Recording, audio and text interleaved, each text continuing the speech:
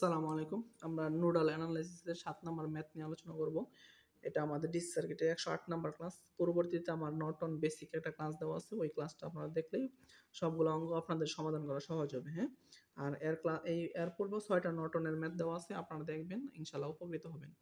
আর যারা চ্যানেলে নতুন তারা সাবস্ক্রাইব করবেন, বন্ধুদের সাথে ফেসবুকে শেয়ার করবেন, লাইক করবেন, কমেন্ট করবেন, হ্যাঁ? আমরা আলোচনায় আসি। এখানে একটা সার্কিট দেওয়া আছে। দেখেন, নোডাল অ্যানালাইসিস পদ্ধতিতে এর মান বের করো। এর মানটা কোথায় আছে? তীর চিহ্নটা এখানে দেওয়া আছে, হ্যাঁ? তাহলে এটা বলছে নোডাল অ্যানালাইসিস পদ্ধতিতে। অন্য পদ্ধতি করলে হবে না, এখানে নোডাল বলা থাকলে নোডালই করতে হবে। তাহলে প্রথমে আমরা সার্কিটটা সিম্পলিফাই করব। ধরেন এই পয়েন্টটার নাম দিলাম এ, যেহেতু দেখেন এই মাঝখানে রেজিস্টর নাই, হ্যাঁ? তাহলে এই পয়েন্টটাও কি হবে? এ হবে। আবার দেখেন এই পয়েন্টটাও কি হবে? এ হবে। আবার দেখেন এই পয়েন্টটাও এ হবে। আবার দেখেন এই পয়েন্টটাও এ হবে। কারণ কি? কারণ হইলো যে এর মাঝখানে কোনো কি নাই, দেখেন রেজিস্টর নেই। এজন্য সেম পয়েন্ট, হ্যাঁ? তাহলে আমি সার্কিটটা একটু সিম্পলিফাই করি, আপনাদের জন্য সহজ হবে, যেন সহজ হয়। তাহলে দেখেন এইখানে আমি এইটুকু আঁকাইলাম, এই নোটে এই নোটটা আঁকাইলাম, এই নোটটা এখানে দিয়ে 10 10 10 আর 15 ভোল্ট আছে, এখানে 15 ভোল্টটা দিলাম আর কি, হ্যাঁ? তাহলে এটা আঁকাইলাম, এই জাস্ট খালি এইটুকু আঁকাইলাম, আর এই যে 10 এটা আঁকাইলাম। দেখেন এইটুকু আমাদের টোটাল এইটুকু আঁকানো শেষ হয়েছে আর কি, হ্যাঁ? জাস্ট খালি এই যে এই লাইনটা আমরা এখন দেই না এখানে, হ্যাঁ? এইটুকু আমাদের এইটুকু আঁকাইলাম আর কি, ঠিক আছে? এখন দেখেন এই যে এই পয়েন্টটা, হ্যাঁ? এই দেখেন এই যে এর 10 ওহম রেজিস্টরের এক মাথা কত আছে? এ না? আর 10 ওহম রেজিস্টরের মাথা এ আছে, হ্যাঁ? তার মানে এই লাইনটা এখান থেকে সংযোগ হইয়া এইখানে সংযোগ হইছে আর কি, হ্যাঁ? তাহলে আপনি যদি এই লাইনটা এভাবে না দিয়া এই লাইনটা এখানে খুললাম আর কি, হ্যাঁ? খুলে ফেলেন এইটুকু। এইটুকু খুলেন। খোলার পরে মনে করেন খুললাম এটা এইটুকু। কারণ এটা সংযুক্ত কোথায় আছে? এই দেখেন এইখান থেকে এই পয়েন্ট। এই পয়েন্ট মানে কোন পয়েন্ট? এই যে এই পয়েন্ট।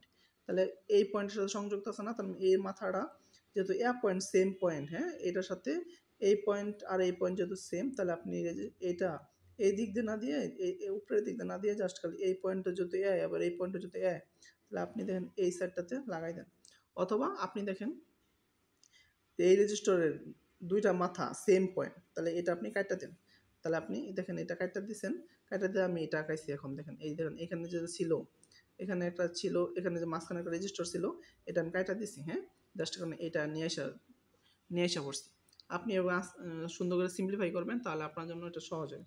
তার মানে সার্কিট কোনটা রইল এখন? আমার এই সার্কিটটা রয়ে গেছে আর কি। যেহেতু এই রেজিস্টরের ২ টা মাথা সেম পয়েন্ট, এজন্য কোনো কাজ করবে না। মানে শর্ট সার্কিট হয়ে যাবে, হ্যাঁ? তাহলে আমি এই সার্কিটে আসি, এই পয়েন্টটা আমি নিছি দেখেন B1, নোডাল অ্যানালাইসিস তো এইজন্য KCL at point 1, এই পয়েন্টে একটা KCL অ্যাপ্লাই করব, হ্যাঁ? আমি এই পয়েন্টের সাথে এই ব্রাঞ্চ সংযুক্ত, এই ব্রাঞ্চ সংযুক্ত আর এই ব্রাঞ্চটা সংযুক্ত আছে, হ্যাঁ? তাহলে যদি এই ব্রাঞ্চ সংযুক্ত থাকে, আমি এখানে ব্যবহার করছি দেখেন আগত কারণ সমান নির্গত কারণ। আমি এখানে কোনো এই পয়েন্টে কোনো কারণ আগত ধরি নাই, এই জন্য জিরোতে দিছি। আর ৩টা পয়েন্টে নির্গত দিছি, হ্যাঁ? তাহলে যদি এই ব্রাঞ্চে নির্গত হয়, এই ব্রাঞ্চের এই পয়েন্ট হচ্ছে এইটা, এই ব্রাঞ্চের এই পয়েন্ট এটা। এই পয়েন্ট থেকে কারণটা এইদিকে আসতেছে, হ্যাঁ? তাহলে এই পয়েন্ট এইটা মাইনাস কত? 0। তাহলে দেন B1 মাইনাস 0 ভাগ 10 প্লাস আমি এইটাও ধরছি নির্গত, এই পয়েন্ট থেকে কারেন্টটা এইদিকে বের হইতেছে, তাহলে কি B1 আর এই যে মাঝখানে প্লাস দেন পজিটিভ সাপ্লাই, এটা সাপ্লাই দিতেছে কোন দিকে? এই দিকে দিতেছে, হ্যাঁ? তাহলে এই ভোল্টেজ মাইনাস এই ভোল্টেজ, তাহলে দেখেন B1 মাইনাস 15 বাক মধ্যবর্তী রেজিস্টার কত? 0।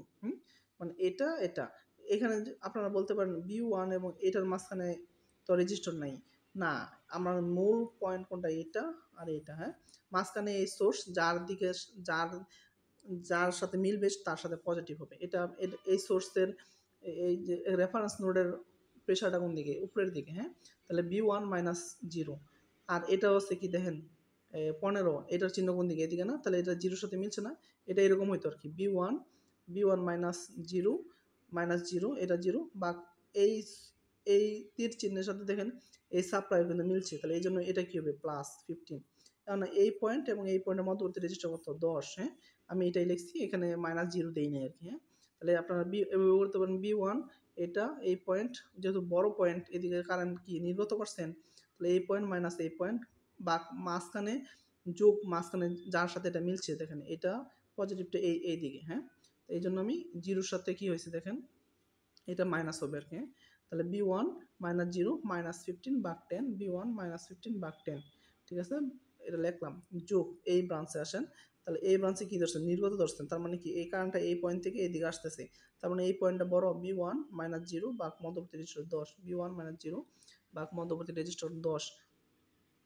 হ্যাঁ, আর এটা যদি না বুঝেন যে দুইটার মাঝখানে তো রেজিস্টার নাই, আপনারা মানে আমরা বিবেচনা করবো কোথায়, এই পয়েন্ট আর এই যে এই পয়েন্ট, এই দুই পয়েন্টের মাঝখানে কত আছে, রেজিস্টার 10। হ্যাঁ, এই জন্য আমরা 10 দিছি। আর যদি না বুঝেন এভাবে লিখতে পারবেন।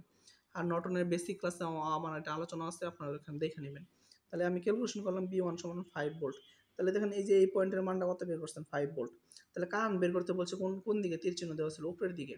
তার মানে দেখেন আই এখন কি তীর চিহ্ন উপরের দিকে না, তার মানে এই সোর্সটা এখন কি বড়, কারণ কি তীর চিহ্ন কোন দিকে দেওয়া আছে, উপরের দিকে। তাহলে এই সোর্স থেকে কারেন্ট এই সোর্সের দিকে যাচ্ছে।